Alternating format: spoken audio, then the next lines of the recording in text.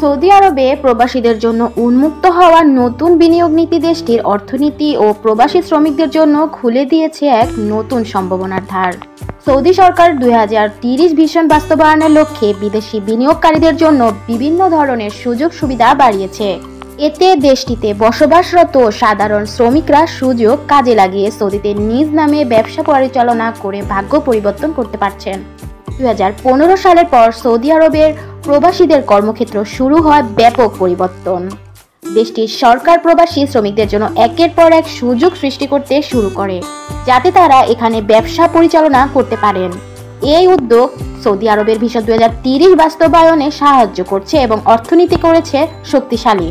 সম্প্রতি দেশটির বুরাইদা আল গাসিম শহরের আয়োজিত এক কর্মশালায় প্রবাসীরা জানালেন তাদের বিনিয়োগ অভিজ্ঞতার কথা, যারা গত কয়েক বছরের সাধারণ শ্রমিক থেকে নিজেদের সফল ব্যবসায়ী হিসেবে প্রতিষ্ঠিত করেছেন।